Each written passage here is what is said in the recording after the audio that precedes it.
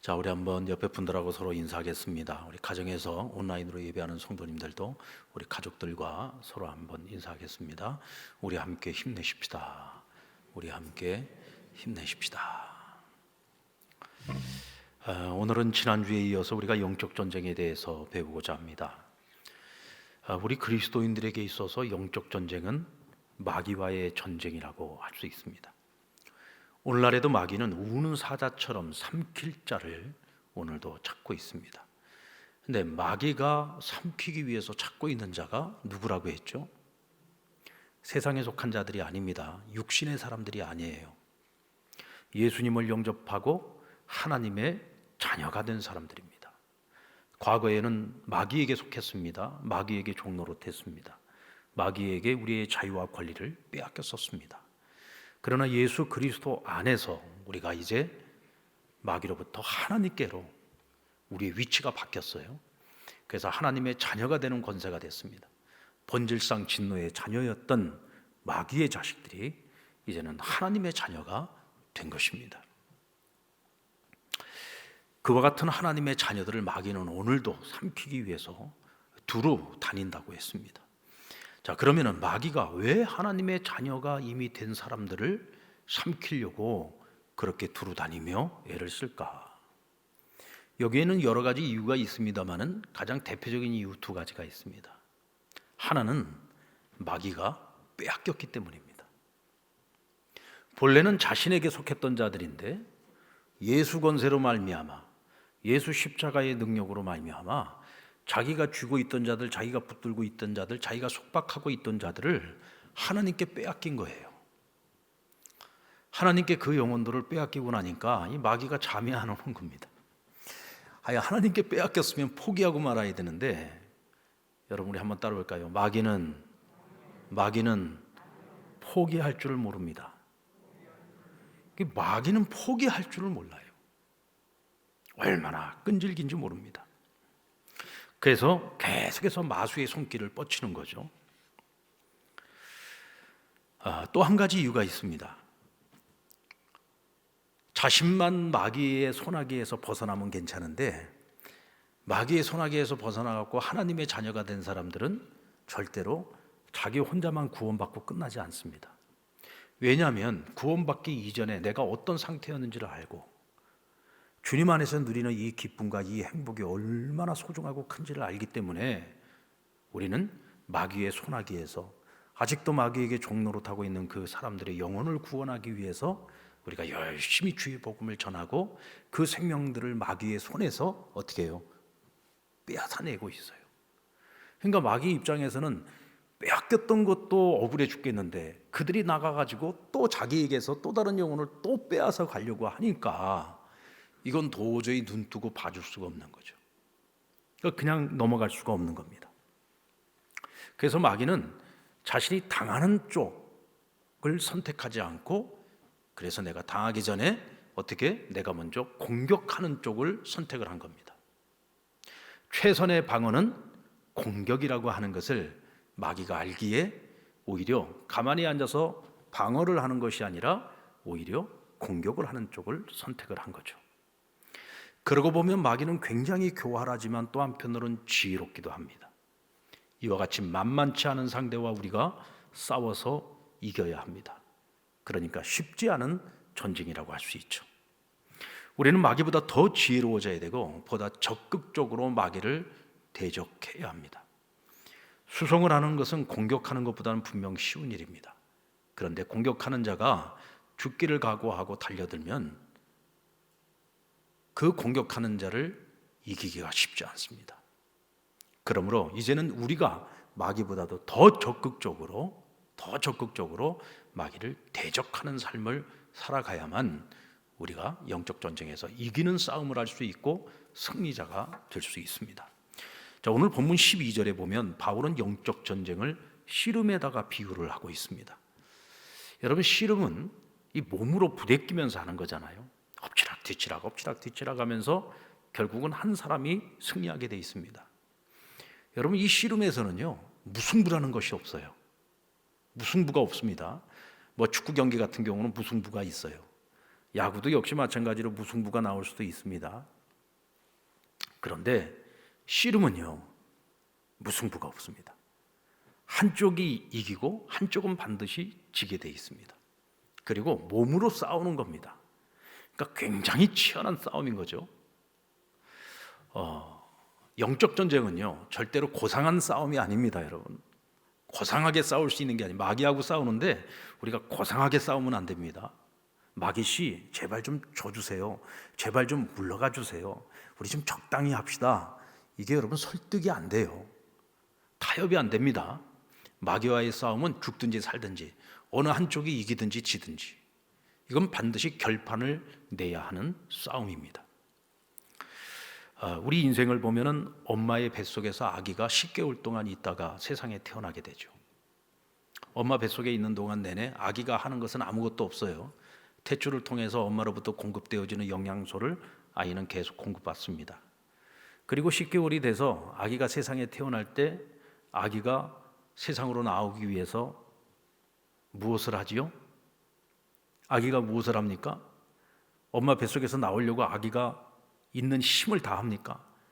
아기가 기를 씁니까? 여러분들 다 기 쓰다가 나오셨는가 보네요. 아기는 세상으로 나오기 위해서도 아무것도 할 게 없어요. 아기는. 그러면 아기가 어떻게 세상으로 나오냐? 어머니가 정말 심한 산통을 겪어야 되고 죽을 힘을 다해서 해산의 고통을 겪으면서 아이는 세상에 나올 수 있는 겁니다. 여러분, 우리가 어떻게 거듭났습니까? 거듭난다는 것은 다시 태어나는 거잖아요. 우리가 어떻게 다시 태어났습니까? 우리가 처음 태어날 때는 어머니의 그 산통과 그 죽을 힘을 다해서 엄마가 그 해산의 고통을 통해서 우리가 이 세상에 태어나는 것처럼 우리가 이 세상에서 다시 거듭나서 하나님의 자녀가 되기 위해서 우리가 새 생명을 가지고 태어나기 위해서는 누가?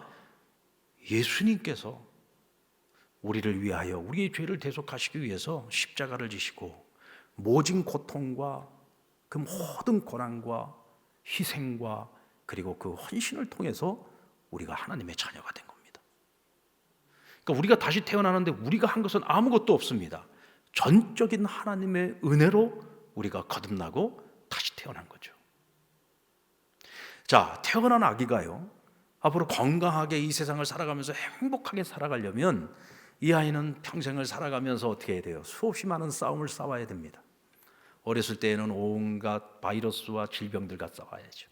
그래서 여러분들 아이들이 우리가 태어나가지고 100일 동안 100일이 잘 지나고 나면 100일 잔치도 해주고 1년이 지나면 돌잔치도 해주잖아요. 왜 그랬습니까? 옛날에는요, 아이들이요 100일을 넘기지 못하고 죽는 아이들이 그렇게 많았다 그래요. 1년을 넘기고 이제 이 돌을 맞이하는 아이들도 그렇게 많지 않았답니다. 왜냐하면 예전에는 그렇게 바이러스가 많고 또 질병들이 많은데 옛날에 무슨 약이 제대로 있었던 것도 아니고 어린 아이들이 몸이 워낙 연약하다 보니까 환경이 좋지 않으니까 아이들이 태어난 지 얼마 안 돼가지고 세상을 떠나는 경우들이 굉장히 많았다는 거예요. 그러니까 아이가 태어나서 적어도 100일이 지나고 또 돌이 지나고 그 이후에 아이들이 소년기를 거치고 유아기, 소년기를 거치고 또 청소년기, 청년기, 나중에는 중년, 노년에 이르러서 나중에 하나님 앞에 서는 그날까지 뭐 육신의 싸움뿐만이 아니라 정신적인 싸움, 영적인 싸움, 얼마나 많은 그 싸움의 시간들을 거쳐가지고 우리가 인생을 살아가요. 그 가운데서도 우리는 성공하고 승리하는 삶을 살려고 애를 쓰지 않습니까? 마찬가지로 우리가 거듭나는 것은 전적인 하나님의 은혜로 되어졌지만 우리가 언젠가 하나님 앞에 서는 그날까지 우리가 이 땅 가운데서 믿음의 승리를 이루고 하나님이 기뻐하시는 자의 삶을 살아가고 성령의 열매를 결실하다가 하나님 앞에 서기 위해서는 우리는 주님 앞에 서는 그날까지 끊임없는 영적 전쟁을 치러야 되고 그 영적 전쟁 가운데에서 우리는 끊임없이 성장하고 성숙하며 결국은 승리하는 자리에 설 수 있어야 된다는 겁니다. 그러니까 우리가 거듭나는 것은 전적인 하나님의 은혜로 되어지는 것이지만 우리가 이 땅 가운데서 이 영적인 싸움을 싸워서 최후 승리자가 되기까지는 성령의 도우심도 있어요. 그러나 무엇보다 중요한 것은 내가 이 싸움을 이 싸움의 의미가 무엇인지를 정확하게 알아야 되고, 무엇과 싸우는지를 분명히 알아야 되고, 싸워서 이기는 방법을 분명히 알아야 되고, 반드시 승리자가 되는 길을 우리가 스스로가 걸어가야 된다는 것이죠. 자, 그러면 우리가 이기는 자, 이기는 법은 우리가 어떻게 해야 우리가 이길 수가 있습니까? 가장 먼저 알아야 될 것은 우리가 씨름하는 상대가 누구인지를 분명히 알아야 돼요. 우리 12절 말씀을 보면, 12절 말씀 우리 같이 한번 읽어볼까요? 시작. 우리의 씨름은 혈과 육을 상대하는 것이 아니요 통치자들과 권세들과 이 어두움이 세상 주관자들과 하늘에 있는 악의 영들을 상대함이라. 자, 우리의 씨름의 최종 상대는 누구냐? 마귀예요. 이건 부인할 수 없는 사실입니다. 근데 분명히 알아야 되는 것은 마귀는 절대로 전면에 나서지 않습니다. 마귀는 절대로 전면에 나서지 않지요. 그는 항상 뒤에서 숨어서 조종을 하든지 계략을 꾸미든지 합니다.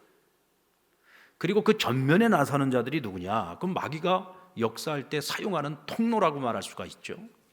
근데 오늘 그것을 바울은 오늘 에베소서 본문에서 첫 번째 통로로 통치자와 권세에 대해서 말을 하고 있습니다. 2차 세계대전을 일으켰던 주범인 독일의 히틀러와 그리고 나치의 권세, 온 유럽을 피로 물들이고 수없이 많은 유대인들을 학살했습니다. 온 세상을 다 지옥으로 만들었잖아요. 얼마나 많은 사람들이 죽었습니까? 강력한 힘을 가지고 있는 통치자 한 사람이 마귀의 손아귀에, 마귀의 하수인이 되면은요, 이와 같이 온 세상을 고통에 빠지게 만들고 온 세상을 지옥으로 만드는 거예요. 그 뒤에 누가 있냐? 바로 마귀의 역사가 있고 마귀의 계략이 있다는 거죠. 소련이 공산화하는 과정 속에서 레닌이라고 하는 사람이 공산혁명을 일으키잖아요. 그 뒤에 누가 있습니까? 마귀가 있었던 거죠. 중국의 모태똥이 공산혁명을 일으키면서 얼마나 많은 사람들을 죽였습니까? 자기를 반대하는 사람들만 죽인 것이 아니라 같이 혁명을 일으켰던 사람들 중에서도 자기와 같은 길을 걷지 않으면 다 숙청을 했어요. 김일성도 마찬가지고요. 사람 죽이는 것을 마치 무슨 파리 죽이듯이 그렇게 얼마나 많은 사람들을 죽였습니까? 여러분, 그게 사람이 하는 일입니까? 여러분, 전쟁을 해가지고 서로 총뿌리를 겨누면서 싸워서 서로 죽이고 하는 것은요, 어떻게 보면 그건 또 합법적인 전쟁이잖아요. 이런 혁명은 무서운 겁니다. 혁명은요, 힘없는 사람들을 갖다가 자기와 다른 이데올로기를 가지고 있고 자기와 다른 사상이 있고 자기와 다른 길을 걸어간다고 해서 힘없는 자들을, 무기를 가지고 있지도 않은 자들을, 싸울 수 있는 힘도 없는 자들, 연약한 자들을 데려다가 그냥 전부 다 때려잡아 죽이는 거예요. 이거는 여러분 마귀가 하는 짓입니다. 우리는 그 실체를 분명히 알아야 되는 거죠. 그 역사 속에서 보면은 이 세계의 역사 속에 이런 피비린내나는 전쟁과 이런 혁명과 살인과 이런 모든 것들 그 뒤에 마귀의 역사가 있다는 것을 알아요. 지금 여러분 미얀마에서 지금 또 군부 독재가 다시 또 쿠데타를 일으켰잖아요. 시민들을 향해서 조준 사살을 합니다. 이 과거에 광주에서 학살극이 벌어졌었던 것처럼 지금 그래도 광주에서는 서로가 총불이라도 겨누고서 같이 거의 전쟁을 하다시피라도 했죠. 지금 미얀마에서는 아무 힘도 없는 지금 백성들을 향해서 막 총을 그냥 쏴대고 있잖아요. 지금 수없이 많은 민간인들이 지금 죽어나가고 있어요. 그 뒤에도 무엇이 있는 거예요? 이건 마귀 역사가 있는 거죠. 마귀는 이와 같이 악한 정권과 권력의 우두머리들을 사로잡아서 지배하고 세상의 혼란에 빠지고 사람들을 고통에 빠지게 하고 불행하게 만드는 거예요. 그리고 이와 같은 마귀의 역사는 나라의 지도자나 권력에서만 나타나는 것이 아니에요. 가정에서는 나타나요. 가정에서. 여러분, 우리가 가정 안에서도요, 가장을 갖다가 악하게 만들면 어떻게 됩니까? 온 가족이 그 가장으로 인해서 고통을 받는 거예요. 그래서 가장이 무슨 알코올 중독에 빠진다든지 도박에 빠진다든지 어떤 중독에 빠져가지고 그냥 술만 먹으면 온 집안 식구들을 괴롭히고 두들겨 패고 그러면서 온 가족이 고통받게 만들고 또 그 자녀들이 그 마음의 그 쓴뿌리들을 가지고 계속 오랜 세월을 고통받게 만들고 그 뒤에 전부 이 마귀의 역사가 있는 거죠. 직장도 마찬가지입니다. 악한 오너에 의해서 그 직원들이 전부 고통을 받게 되는 경우들도 많이 있고요. 지역적으로도 그렇습니다, 여러분. 지역적으로도 우리 창원에서는 지역적으로 볼 때에 마귀가 역사하기가, 마귀가 활개치기가 가장 좋은 동네가 어디입니까? 사파동인가요? 상남동이죠, 상남동. 우리가 상남교회가 이 상남동하고 이게 이름이 같아가지고 조금 그렇기는 한데, 어쨌든 상남동, 저 상남동이 어때요? 건물들을 보면은 1층은 전부 다 음식점이고 중간층은 전부 다 노래방이고, 그리고 위로 올라가면 전부 다 뭐가 있어요? 모텔들이 있죠. 아주 그냥 인간이 죄짓기 가장 좋은 사회적 구조를 가지고 있는 곳이 저 상남동이에요. 우리가 상남동 가서 밥만 먹을 것이 아니라 상남동에 밥 먹으려면은 밥만 먹고 오지 말고 우리가 가서 영적 싸움도 좀 하고 와야 돼요. 하나님이 이 지역을 지배하고 있는 약한 마귀의 세력이 오늘 이곳을 떠나가게 해주시고, 정말 이곳이 누구든지 마음 편안하게, 우리가 자녀들을 보내더라도 마음 불안해하지 않고 마음 편안하게 보낼 수 있는 그런 지역, 그런 동네가 되게 해달라고 기도해야 돼요. 마태복음 16장 18절에 보면 예수님께서 베드로에게 내가 내게 이르노니 너는 베드로라, 내가 이 반석 위에 내 교회를 세우리니 음부의 권세가 이기지 못하리라 그랬어요. 근데 여기서 보면 음부의 권세라고 하는 이 단어는 지옥의 문이라는 뜻입니다. 여러분들 그 구약 성경에 보면은 성문 앞에서 그 지역의 어른들, 장로들이 같이 모여가지고 의논을 하는 장면이 많이 나옵니다. 그러니까 과거의 이 구약 시대의 성문이라고 하는 것은 지도자들이 같이 모여서 정사를 결정했던 그런 곳이에요. 그러니까 요즘 우리로 말하면 국회의사당 같은 곳이죠. 권력을 가지고 있는 자들이 나라의 정사를 살피는 곳이죠. 근데 마귀는 이와 같이 권력이 집중된 곳에서 활개를 치며 역사를 한다는 거죠. 그래서인지는 몰라도 우리나라에서도 가장 많이 배우고 가장 뛰어난 엘리트들이 보통 정치인들이 되고 국회에 입성하지 않습니까? 근데 그렇게 똑똑하고 괜찮았던 사람들도요, 이상하게 국회에만 딱 입성을 하면은 그 순간부터 사람들이 어리석어지고 파렴치해지고 뻔뻔해지고 유치해진단 말이에요. 이 나라의 운명을 쥐고 이 나라를 이끌어가는 사람들이잖아요. 사실 어떻게 보면 이 나라의 운명을 책임지고 있는 사람들이에요. 정치인들은 어떻게 보면 나라의 일을 돌보는 사람들이 공무원들인데, 어떤 면에서 공무원들이 제일 두려워하는 사람들이 누굽니까? 정치인들이잖아요. 정치적인 그 입김에 따라서 이 공무원들이 살기도 하고 죽기도 하고 이런 구조를 가지고 있는 나라잖아요, 우리나라도. 그러면 이 정치인들이 되기까지도 힘들었겠지만 국회에 입성을 했으면 정말 제대로 된 정신과 제대로 된 판단력을 가지고 사리사욕에 얽매이지 말고 당리당략에 얽매이지 말고 정직하고 정말 국민을 위한 올바른 판단과 결정을 내려야 되잖아요. 근데 우리 국민들 가운데에서 사실 정치인들의 어떤 도덕성이나 그들에 대한 그 온전한 신뢰감을 가지고 있는 사람들이 과연 얼마나 있습니까? 근데 그게 왜 그럴까 가만히 생각을 해보니까 마귀는 항상 이 권력이 집중되는 곳에서 강력하게 역사를 하고 있어요. 그래서 여러분, 오늘 이 땅에 교회가 감당해야 될 사명 중에 하나가 뭐냐면 국회를 위해서 기도해야 됩니다. 이 나라의 정치인들을 위해서 기도해야 돼요. 우리가 그냥 정치인들에 대해서 우리가 그냥 조롱하고 그들에 대해서 비판만 할 것이 아니라, 어쨌든 그들은 이 나라의 운명을 쥐고 있는 사람들이기 때문에 그들이 잘못된 판단과 잘못된 결정, 이 나라의 정치적인 방향을 잘못 끌고 나가면 이 나라 망하는 거죠. 그렇지 않습니까? 정치인들이 정말 마음 딱 먹고 이 나라를 사회주의 국가나 공산주의 국가로 만들겠다고 작심하고 달려들면은 이 나라가 그런 방향으로 갈 수도 있지 않겠어요? 그러니까 우리가 정말 기도해야 됩니다. 국회를 위해서 기도해야 돼요.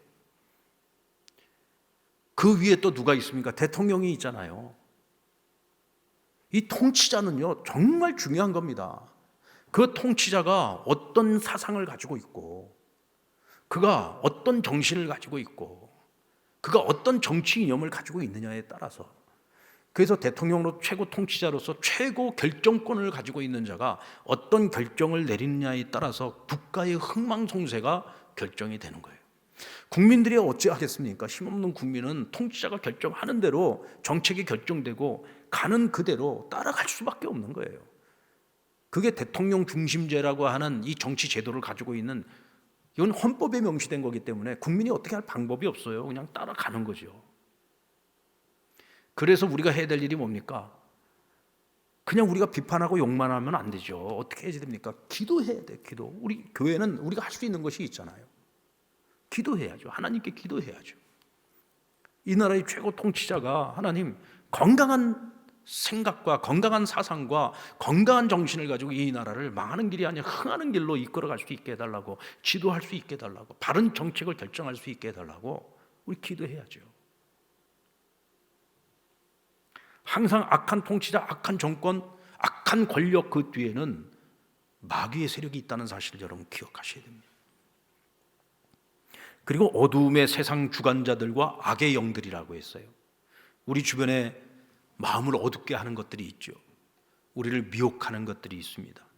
뭐 요즘은 우리가 그냥 아침에 눈 떠서 보는 그 순간서부터 눈 감는 그 시간까지 우리를 시험하고 미혹하고 유혹하는 것들이 얼마나 많습니까?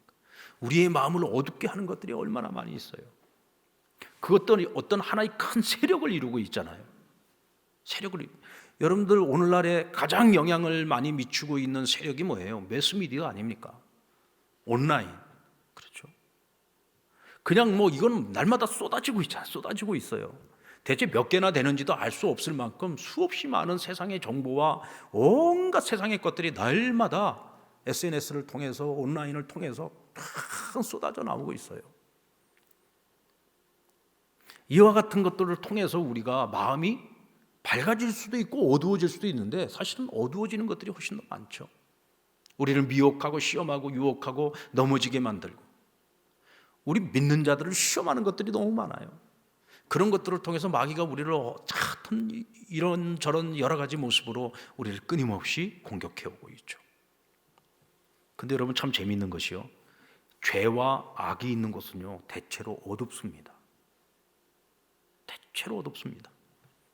조명도요 절대로 밝게 켜놓지를 않습니다.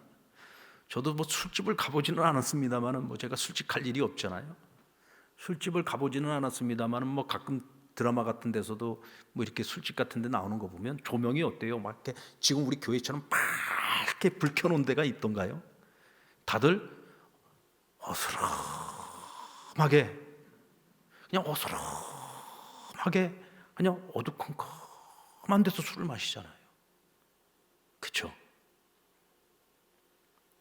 그리고 죄 짓는 곳은 어때요? 우리처럼 이렇게 밝게 불을 활짝 켜놓고서 거기서 죄 짓습니까? 아니죠. 대체적으로 어두컴컴한 데 찾아가서 죄를 짓잖아요.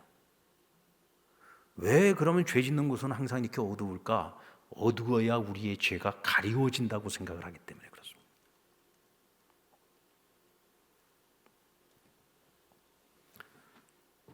여러분들 점치는 집이나 점성술사들이나 뭐 무당집들 가보셨나요? 예전에 저희 그 상남교회에서 그 전도학교를 하면서요, 마지막 과정이 뭐였냐면 이 지역의 무당집들을 찾아가 가지고 가서 복음 전하고 인증샷 찍어 갖고 오는 숙제를 내줬었어요. 그때 우리 성도들이 가가지고 이제 담임 목사가 만들어준, 제가 만든 거 아닙니다. 산 겁니다. 그 쌀로 만든 케이크에다가 편지까지, 이렇게 복음 편지까지 딱 해서 그 무당님들한테 갖다가 드리고. 근데 참 신기한 게 그분들이요, 막 소금 뿌리고 물 뿌리면서 내쫓을 줄 알았는데 어서 오시라고 다 영접해가지고요. 그리고 자기들도 사실은 교회 가고 싶은데 내가 모시는 이 신령님이 계셔갖고 자기가 교회를 나갈 수가 없다. 뭐 그렇게 그냥 자기 그 변명도 하고, 그리고서 인증샷 다 찍어 와서 그렇게 전도보고를 했어요. 근데 그때 우리 다녀오신 분들은 아마 대부분이 알고 계실 겁니다. 그분들이 그 신을 모시고 있는 그 사당 안에 딱 들어가 보면 어때요?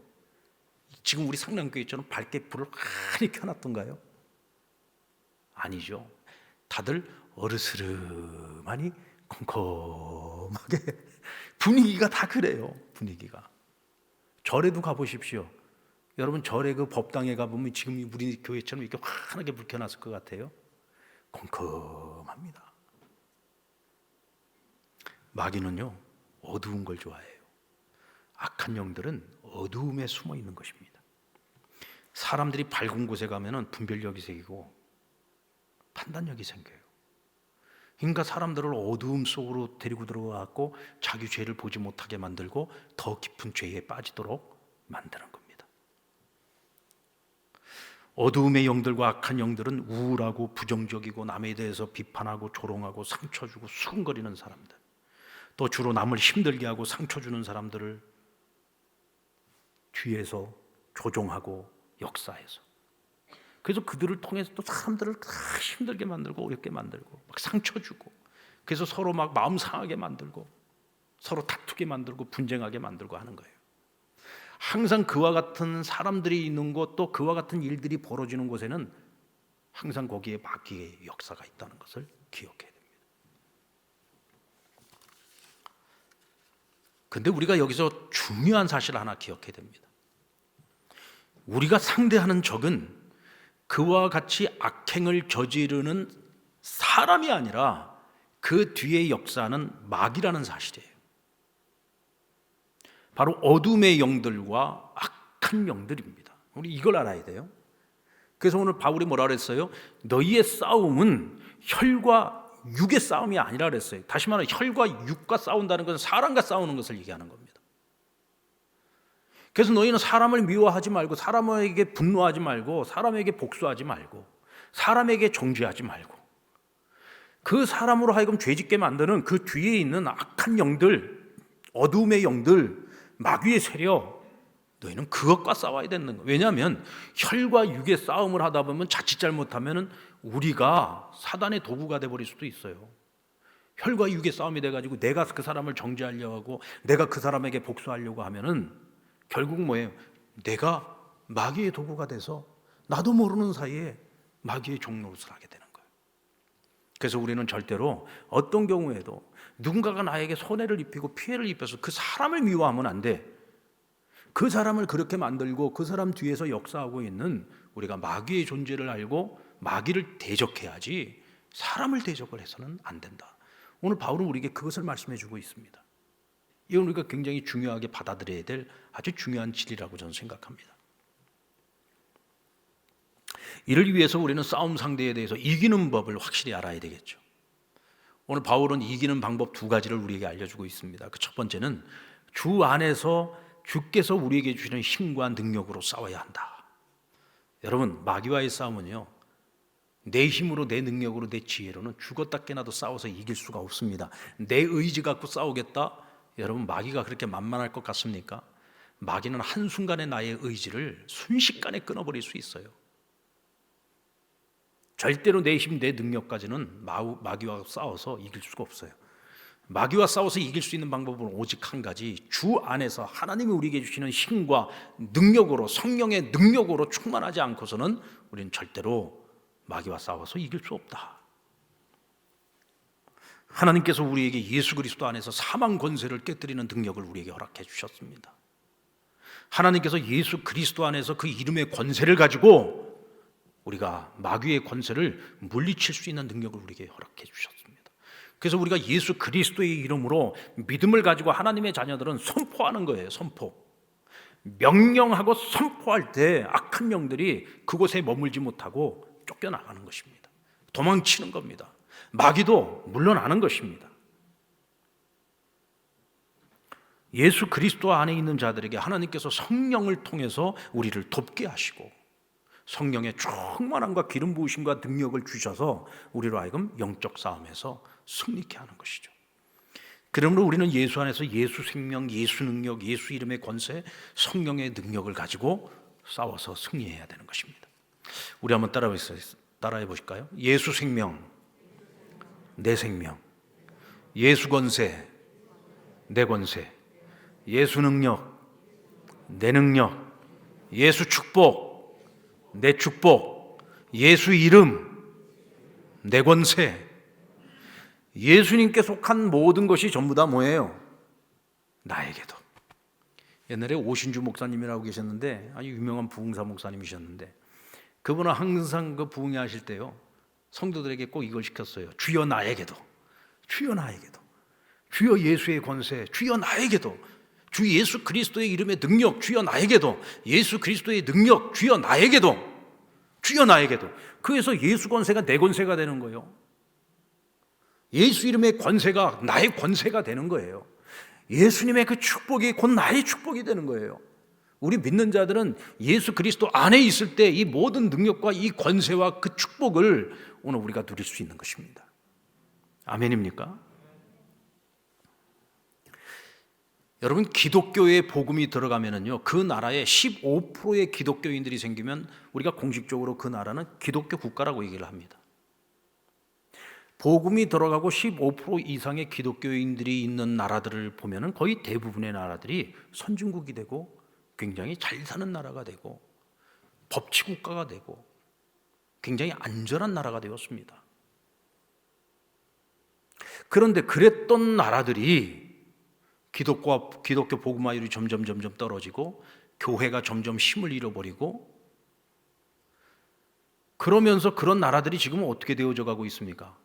사회적인 분위기가 굉장히 어두워지고 경제력도 약화되고 국가도 약해지고 그리고 온갖 사회적인 문제들이 그냥 끊임없이 끌어오르고 있어요.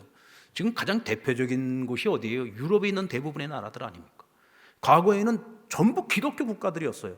세계에 가장 많은 선교사들을 파송했던 나라들이 전부 그 유럽에 있는 국가들 아닙니까? 근데 지금 그런 나라들이 기독교 국가라고 말할 수 없을 만큼 지금 참혹할 정도가 됐어요. 지금 우리나라에서 그런 나라들, 유럽에 있는 나라들에게 역선교를 하고 있습니다. 지금 우리가 선교사를 그곳으로 지금 파송을 해서 보내고 있어요. 지금 우리 교회에서도 지금 프랑스에 선교사를 한 명 지금 파송하고 있지 않습니까? 지금 그렇게 기독교가 왕성해서 그렇게 그들이 참 전 세계를 지배하고 온 세상의 선교사들을 보내서 세계 복음화를 위해서 쓰임받았던 교회들이 지금은 다 쇠퇴하고 지금은 다 연약해져 가고 있어요. 여러분, 복음의 능력은요, 개인이나 사회나 국가 전체에 영향을 미치는 거예요. 지금 우리 한국교회가 지금 많이 쇠퇴하고 있습니다. 과거에 우리가 25%까지 복음화율을 이루었다고 했는데 지금 이제 한 20%나 되려나 모르겠어요. 지금 뭐 점점 더 지금 복음화율이 낮아지고 있고 또 지금 교회가 이 사회적인 어떤 그런 사회적으로 위상이 지금 점점 더 추락하고 있고 지금 우리 한국교회가 좀 엄청난 위기에 직면해 있지 않습니까? 우리가 이것을 그냥 단지 우리 한국교회가 위상이 떨어지고 그냥 우리 교세가 약해진다 이것만의 문제가 아니라는 거죠. 교회가 점점 더 약화되어지고 교회가 점점 더 복음화율이 떨어지고 교회가 사회적으로 미치는 영향력이 점점 줄어들게 되면 결국은 이 나라의 운명이 어떻게 되느냐? 함께 저물어 가는 거예요. 함께 저물어 가는 겁니다. 그래서 저는 우리 한국교회가요 절대로 이대로 그냥 뭐 사회적인 환경을 탓하고 지금 뭐 코로나 탓할 때가 저는 아니라고 생각합니다. 이 또한 지나갈 거예요. 이 또한 지나갈 겁니다. 그러니까 우리가 지금 이 기회를 지금 우리가 잘 선용을 하고 이 기회를 앞으로 이 코로나가 끝나고 난 이후에 우리가 다시 한번 부흥의 때를 맞이하기 위한 준비를 해야 되는 거예요. 그래서 한국교회는요 이대로 저물면 안 됩니다. 왜냐하면 앞으로 우리는 통일도 해야 되고요. 앞으로 이 나라가 해야 될 것이 얼마나 많습니까? 해야 될 일이 많잖아요. 이 한반도가 하나 되어야 될 그날을 우리가 준비해야 되지 않습니까? 이런 모든 일들이 하나님의 계획 안에서 잘 이루어지려면 한국교회는요 절대로 이 상태로 머물면 안 되고 절대로 쇠락하면 안 돼요. 반드시 부흥해야 됩니다. 다시금 영적 부흥의 역사가 일어나야 돼요. 저는 오히려 지금 이 코로나 시대에 사회적으로 우리가 지금 욕 많이 얻어먹었는데 오히려 저는 이것이 잘하면 약이 될 수도 있다고 생각을 해요.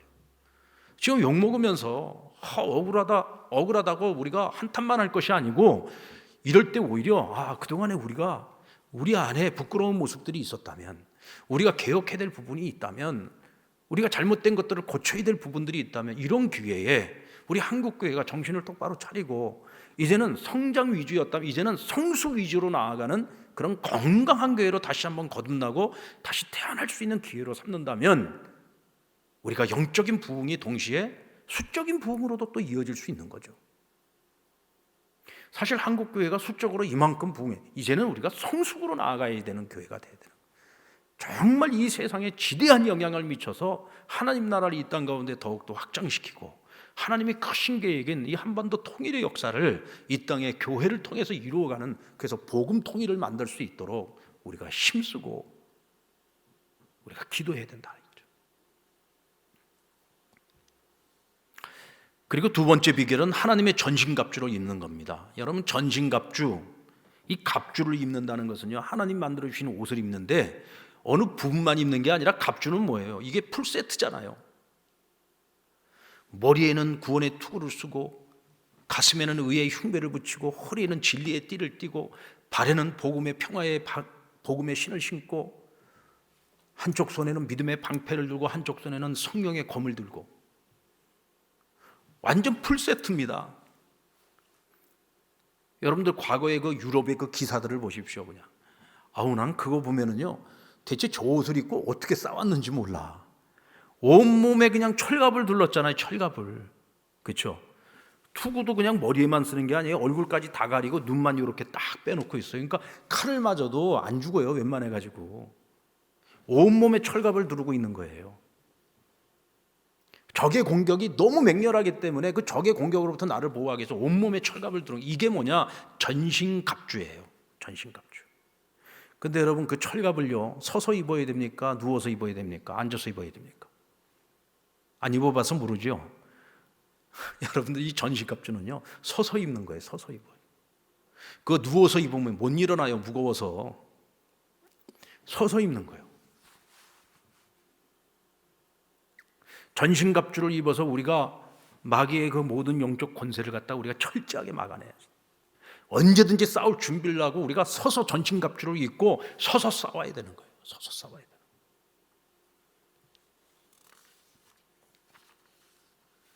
항상 깨어 기도하고 말씀 위에 굳게 서서, 하나님께서 우리에게 복음의 능력을 주셨습니다. 마귀 권세를 물리칠 수 있는 예수 이름의 권세도 주셨습니다. 그런데도 불구하고 우리가 복음의 능력을 사용하지 못하면 그러면 우리가 전신갑주를 우리 앞에 두고도 입지 못하는 것이고, 그것을 입지 않고 싸울 생각을 안 하니까 지고 마는 거죠. 자, 그러면 먼저 전신갑주 중에 가장 중요한 건 뭐냐면, 무엇이든지 제일 중요한 건 중심이에요. 바로 진리의 허리띠입니다. 여러분, 우리가요, 마귀와 싸움에 있어서 제일 중요한 게 뭐냐? 우리가 진리에 바로 서야 돼요. 저는 그래서 교회에서 이제 앞으로 이 교리 교육을 좀 제대로 시켜야 되겠다는 생각이 들어요.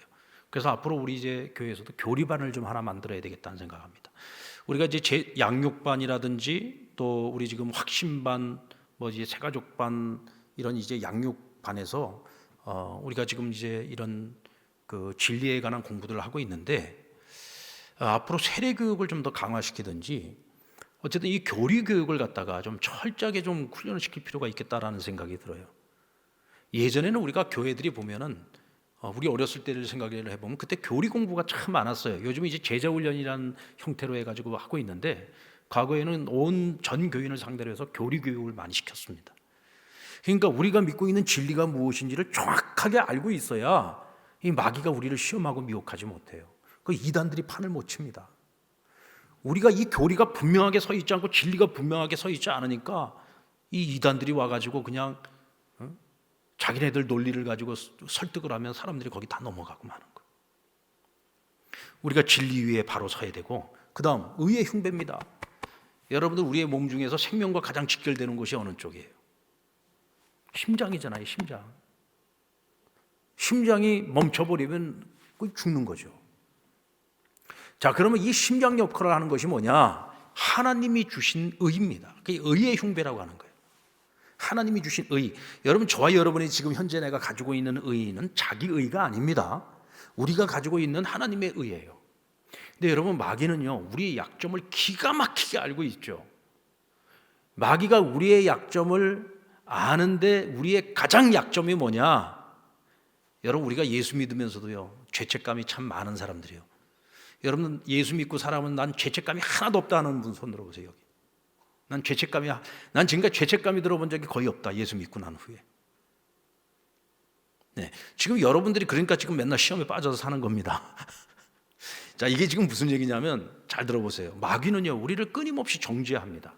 야, 너 그렇게 맨날 죄 짓고 살면서 네가 무슨 그리스도인이야? 네가 무슨 하나님의 자녀야? 야, 네가 그리고도 무슨 목사야? 네가 그러고도 무슨 항정집 분자야? 이러면서요, 우리를 자꾸 정죄를 하는 거예요. 뭘 갖고 정죄하느냐? 우리가 여전히 연약해서 짓는 죄들을 가지고서 우리를 정죄를 하는 겁니다. 여러분, 우리가 하나님 앞에 예수 그리스도로 말미암아 의롭다 여김을 받았지만 여전히 우리는 죄에 약한 사람들이죠. 그래서 또다시 죄를 지을 때가 있어요. 그렇게 해서 죄를 지을 때마다 우리가 막 죄책감이 드는데 그런 우리의 약점을 이용해서 마귀가 우리를 자꾸 정죄하는 거예요. 그래서 하나님이 우리에게 주신 의에 대하여 믿음이 흔들리도록 만드는 겁니다. 이건 우리가 지금 마귀에게 속고 있는 거죠. 마귀가 하는 말이 틀리지 않은 얘기처럼 들립니다. 항상 마귀가 우리를 미혹할 때는요, 마귀의 미혹이 틀린 것처럼 들리지 않아요. 잘못된 것으로 들리지 않아요. 여러분, 뱀이 하와를 유혹할 때도 보면 아주 그럴듯하게 하나님께서 말씀하셨던 것과 아주 비슷한 말로 미혹을 하는데 다른 말이에요. 그러니까 이단도 보면 처음은 같은데 끝이 다르잖아요. 그거 똑같은 거예요. 그럴듯한 말처럼 들려요. 그렇지, 내가 죄 지었는데 어떻게 하나님의 자녀야? 근데 여러분, 우리가 처음서부터 우리가 하나님 앞에 의롭다 여김 받은 것은 나의 의를 가지고서 내가 착하고 선한 삶을 살고 내 죄 안 짓고 살았기 때문에 내가 의로운 자가 된 게 아니에요. 처음서부터 우리가 의인의 자격을 얻은 것은 하나님의 은혜로 얻은 거야. 그렇죠? 하나님의 은혜로 얻은 거예요. 그러니까 이 부분은 어느 누구도 건드릴 수가 없는 거예요. 마귀가 나를 자꾸 건드리는 것은 나의 약함을 건드리는 것이, 마귀는 절대로 우리 하나님이 내게 주신 이 하나님의 의를 건드릴 수가 없어요. 그러니까 우리는 의를 내세울 때 하나님의 의를 내세워야지 자꾸 내 의를 내세우려고 하면 안 돼요. 그럼 우리가 마귀의 시험에 넘어가는 거예요. 하나님이 나에게 주시는 의로 말미암아 내가 의롭다 여김받았다는 사실에 대해서 조금도 의심하거나 내 마음이 흔들리거나 괜히 나 자신을 정죄하거나 죄책감에 빠질 필요가 없다 이거예요. 그렇다고 해서 우리가 죄 짓고도 그냥 양심에 화인 맞은 자인 것처럼 그렇게 살면 안 되고, 죄를 지었으면 하나님 앞에 회개해야죠. 빨리 회개하고 돌이켜서 다시는 그와 같은 죄를 짓지 않기 위해서 노력해야 되고, 다시는 죄 짓지 않도록 우리가 피 흘리기까지 싸워서 이겨야 되겠지만, 그러나 간혹 나의 실수로 나의 연약함으로 죄를 지었을 때 그것으로 인해 죄책감에 빠져가지고 마귀의 시험에 정죄당하는 어리석은 자가 되어서는 절대로 안 된다는 거예요. 그 다음, 평안의 복음의 신을 신어야 된다. 복음의 신, 로마서 10장 13절에 보면 바울은 아름다운 좋은 소식을 전하는 발이여 그랬어요. 이 세상에서 가장 아름다운 발은 어떤 발이냐? 박지성의 발이 아닙니다. 그 예전에 박지성 선수의 그 발을 갖다가 이게 사진으로 찍어서 올려놓은, 이게 참 거룩한 발이다. 자기 분야에서 최고가 되기 위해서 얼마나 열심히 뛰었으면 발이 이 모양이 됐냐 그러고는 한 발이 올라왔던 적이 있죠. 근데 여러분, 그 발 아닙니다. 하나님이 보시기에 가장 아름다운 발은요, 복음을 전하는 발이라고 했어요. 오늘 사도 바울도 이 성도들에게 자기를 위해서 기도해 달라고 하면서 무슨 기도를 해야 되지? 내가 복음을 전할 수 있도록 위해서 기도해 달라. 복음 전하는 일처럼 귀한 일이 없기 때문이죠. 근데 우리가 복음 전하는 거 하나님은 기뻐하시는데요, 그걸 가장 싫어하는 게 누구냐? 마귀예요, 마귀. 아까 제가 말씀드렸잖아요. 마귀가 왜 우리를 갖다가 삼키려고 그렇게 찾아다니느냐? 우리가 자꾸 주의 복음을 사람들한테 전해서 마귀의 손아귀에서 사람을 우리가 건져내려고 하니까. 그래서 복음을 전하는 곳, 다시 말하면 복음 전도자들이나 선교사들이 선교하는 그 현장에서 마귀의 역사는 가장 강력하게 역사를 해요. 왜? 안 빼앗기려고. 근데 마귀의 역사가 있는 곳에 또 무슨 누구의 역사가 강해요? 성령의 역사가 또 강한 거야. 여러분, 마귀의 역사가 아무리 강해도 성령의 역사 앞에서는 마귀가 결국 무릎 꿇게 돼 있죠. 아멘입니까? 복음 전하는 사람은요, 복음을 열심히 전하, 복음을 위해서 살아가는 사람은 시험 들 수가 없어요. 왜냐하면 복음 전하기 위해서는 항상 깨어 있어야 되고 끊임없이 기도해야 되고 끊임없이 자기를 점검해야 되고 성령 충만하지 않으면 복음 전할 수 없으니까. 근데 그런 사람은 마귀가 어떻게 시험할 수가 없는 거죠. 우리가 주의 일을 주님이 기뻐하시는 일 아무것도 안 하고 있을 때 마귀가 와서 우리 영혼을 탐내고 찝쩍거리고 건드리는 거죠. 그리고 믿음의 방패입니다. 여러분, 방패는 큰 게 좋아요, 작은 게 좋아요? 방패는 클수록 좋습니다. 마귀는 끊임없이 우리에게 불화살을 막 쏴댑니다. 방패가 커야 우리가 막아낼 수 있죠. 우리의 믿음의 방패, 믿음이 크면 클수록 우리가 사단의 공격을 이겨내고 승리할 수 있다. 그 다음은 구원의 투구예요. 머리가 정말 중요하잖아요. 우리가 심장이 살아있어도요, 머리가 죽으면 어떻게 됩니까? 식물인간이 되잖아요. 그래서 이 머리에다가 구원의 투구를 쓰는 거예요. 자, 그러면 이 투구는 무엇을 말해요? 구원의 투구라고 했어요. 여러분, 우리 믿는 사람들이 구원의 확신이 흔들리면은 우리는 아예 이 싸움은 시작조차도 할 수가 없는 거예요. 절대로 어떤 경우에도 이 구원의 확신이 흔들리면 안 돼. 이 구원의 확신은 다시 말하면 이 하나님이 주신 의와 연관이 되어져 있죠. 우리가 하나님이 어떤 분이신지, 성령님이 어떤 분, 예수님이 어떤 분이신지도 정확하게 알아야 되지만 주 안에서 나라고 하는 존재가 어떤 존재인지에 대해 여러분들이 분명히 알고 있어야 되고 그 자신감을 가져야 되고 확신을 가져야 되는 거예요. 우리가 누굽니까? 하나님의 자녀예요. 하나님의 자녀. 우리는 마귀가 우리를 정죄할, 우리는 마귀에게 정죄받을 수 없는 하나님에 속한 자들이요, 하나님의 의를 가진 자들이요, 하나님의 자녀들인 거예요. 예수 그리스도의 이름에 권세를 가지고 있는 사람들이에요. 그 우리가 구원의 확신을 가지고 있을 때 우리는 마귀와의 싸움에 절대로 흔들리지 않을 수 있는 거예요. 왜? 나는 하나님께 속한 자이니까. 그래서 자신감을 가지고 담대하게, 그래서 우리가 예수의 이름으로 명령하고 외칠 수 있는 거죠. 그리고 이제 지금까지 전부 방어 무기였다면 마지막으로 공격용 무기. 뭐예요? 성령의 검. 근데 이 성령의 검은 무슨 검이에요? 말씀의 검이라고 그랬어요. 말씀의 검. 성령의 말씀의 검이에요. 여러분, 하나님의 말씀이 선포되어지면요, 마귀가 감추고 있었던 그의 모든 거짓과 그 모든 계략이 다 드러나게 돼 있어요. 마귀가 예수님을 시험할 때에도 예수님께서 무엇으로 물리치셨습니까? 말씀으로 물리죠. 하나님 말씀으로. 하나님의 말씀이 탁 선포되어지니까 마귀가요, 자신의 정체가 드러나니까 그냥 물러나가 버리잖아요. 더 이상 예수님과 말을 섞지 않아요. 예수님의 입에서 하나님의 말씀이 선포되어지는 그 순간에 그냥 떠나버립니다. 그게 마귀예요. 우리가 마귀와 싸워서 이길 수 있는 길은 뭐냐? 하나님의 말씀. 우리가 말씀을 분명하게 붙잡아야 돼요. 그래서 우리가 영적 싸움에 있어서 가장 좋은 것이 뭐냐면 성경을 암송하는 거예요. 하나님의 말씀을 암송하는 거예요. 언제 성경 막 찾고 있어요. 가장 중요한 말씀들, 우리가 꼭 암송해야 되는 말씀들을 다 암송을 해가지고 사단이 우리를 시험하고 미혹할 때마다 딱 하나님의 말씀을 딱 던지는 거예요. 그리고 나서 악한 마귀야 떠나가라. 나사렛 예수의 이름으로 명하노니 떠나갈지어다. 떠나가는 거예요. 우리의 마음을 시험할 때, 우리의 육체를 시험할 때, 우리의 환경에서 시험할 때, 사람을 통해서 시험할 때 우리는 그 예수 그리스도의 이름으로 하나님 말씀의 능력을 가지고 물리칠 수 있어요. 그리고 한 가지가 더 있어요. 너희가 어떻게 기도하라 그랬습니까? 쉬지 말고 항상 깨어 기도하라 그랬어요. 기도입니다. 제자들이 예수님께, 예수님 어떻게 해야 우리가 이와 같은 일을 할 수 있습니까? 어떻게 우리가 귀신을 내쫓을 수 있고 우리가 약한 영들을 물리칠 수 있습니까?